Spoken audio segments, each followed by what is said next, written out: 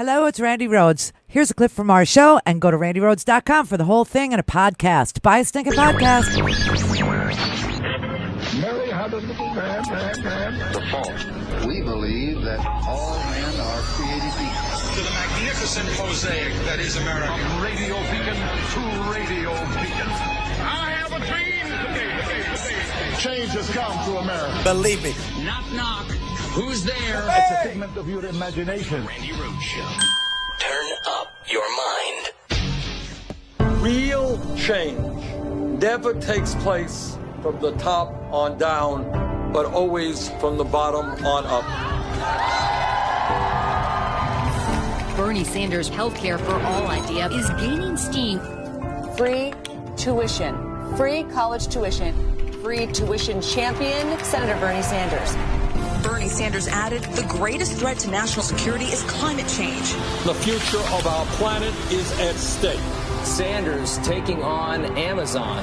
Bernie Sanders has been consistent hammering about income inequality.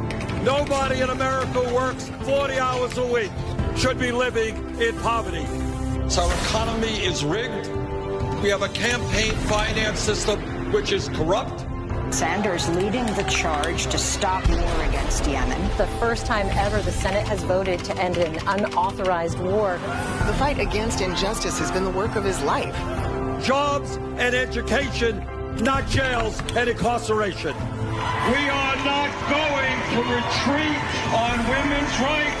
Sanders pushing a bold agenda that includes protecting DACA recipients and comprehensive immigration reform. You don't rip little children away from the arms of their mother. A major announcement from Amazon. Amazon will raise its minimum wage to $15 an hour. 350,000 workers. Thousands of workers at Disney World will get raises. It's a victory for Bernie Sanders. It's a victory for all workers. Brothers and sisters, we have a lot of work in front of us. If we are prepared to stand together, there is no end to what the great people of our nation can accomplish.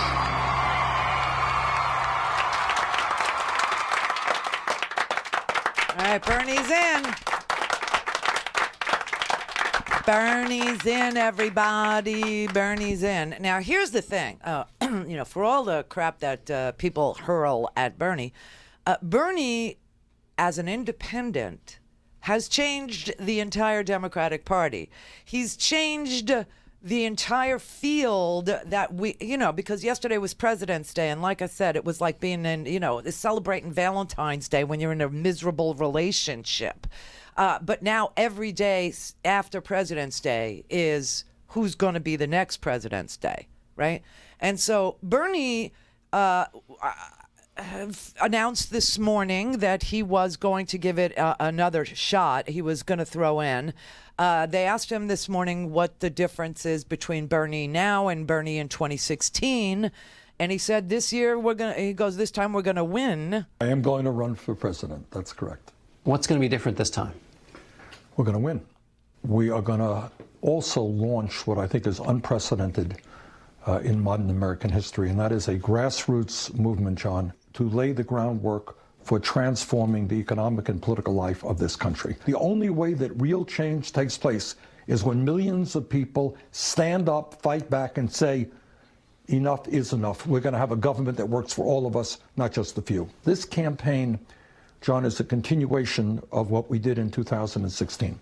Many of the ideas that I talked about, Medicare for all, raising the minimum wage to $15 an hour, making public colleges and universities tuition free, all of those ideas, people will say, oh, Bernie, they're so radical, they are extreme. The American people just won't accept those ideas. Well, you know what's happened in over 3 years? Yep.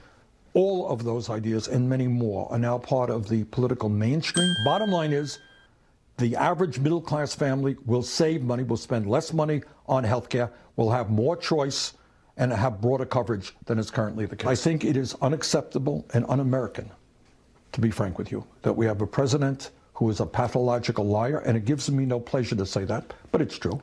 We have a president who is a racist, yep, who is a sexist, yep, who is a xenophobe, yep, who is doing what no president in our lifetimes has come close to doing, and that is trying to divide us up. Conservatism is a racket. And we know that. And so it just comes down to who is the best positioned person to beat Donald Trump in 2020, obviously.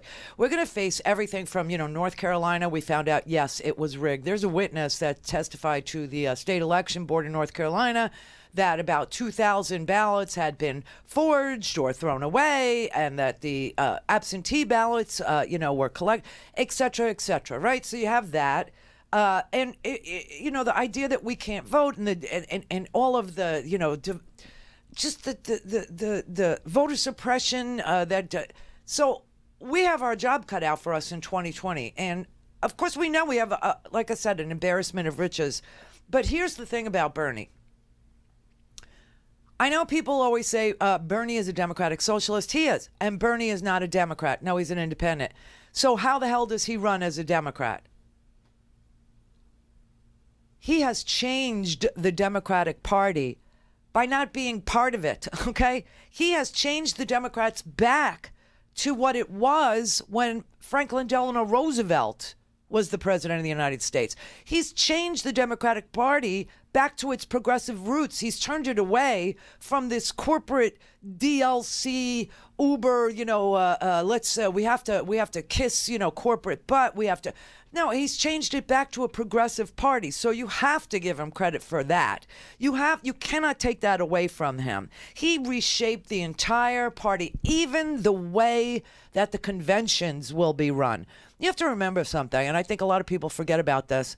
Bernie literally won all 55 counties during the primaries in West Virginia.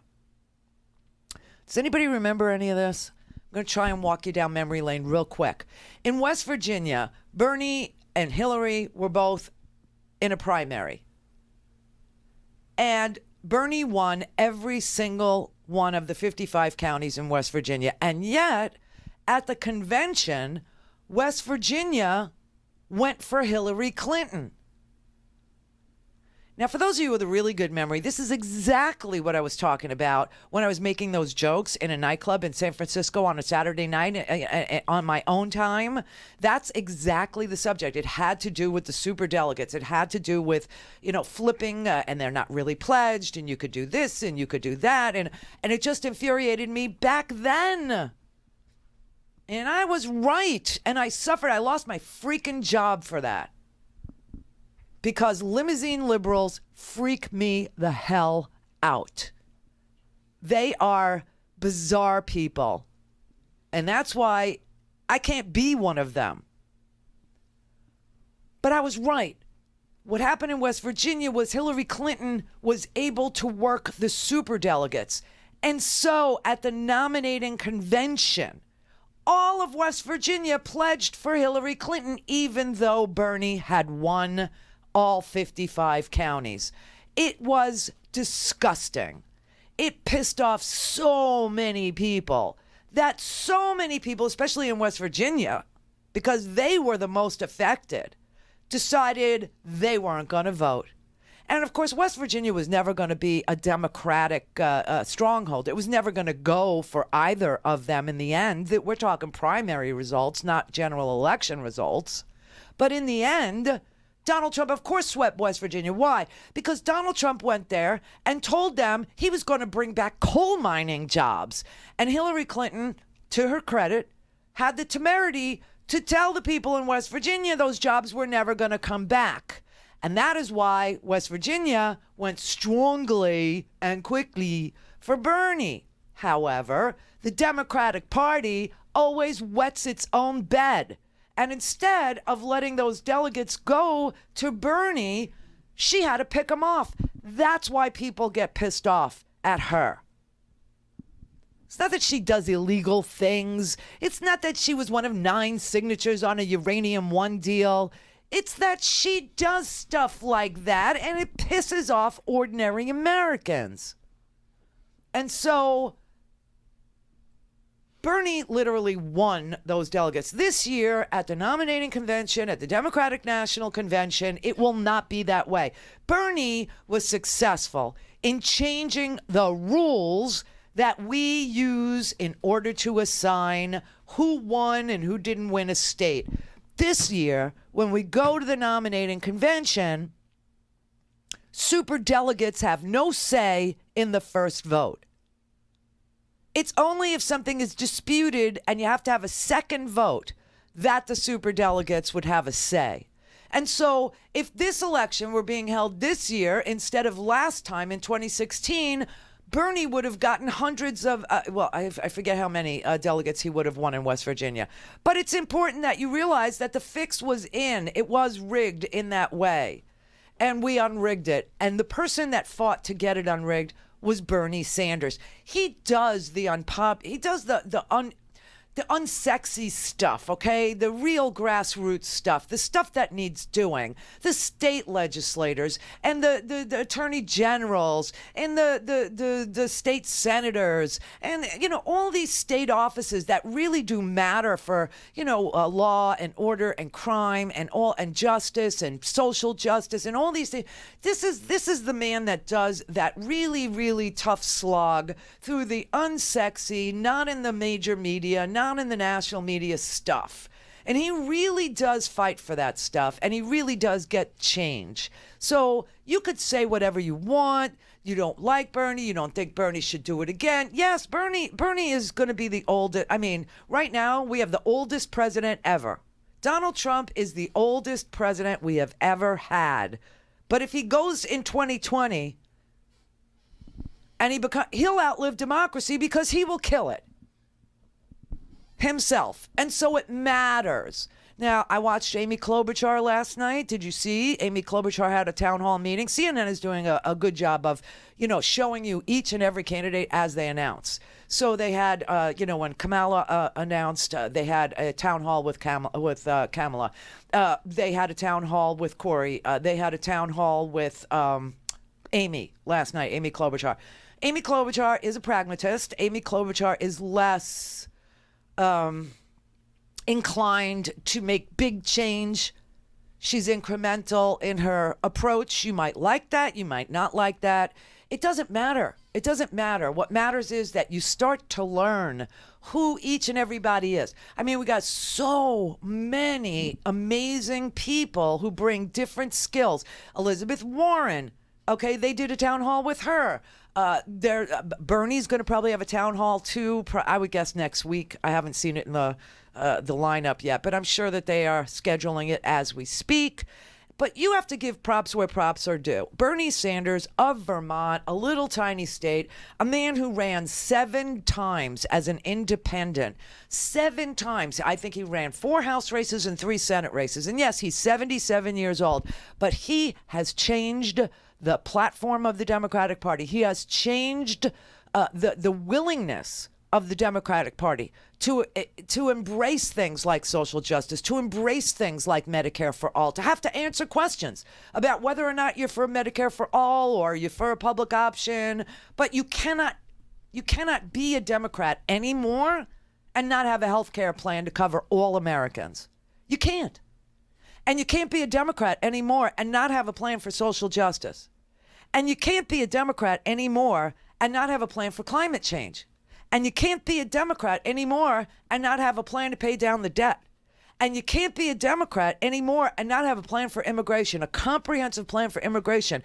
You can't be a Democrat anymore and not have a plan to close the gap of wealth inequality. Bernie pointed out today, I got to say, that the Walton family, the family that owns 51% of Walmart, Sam Walton's heirs, make more than anyone who works at Walmart does in a year in 1 minute.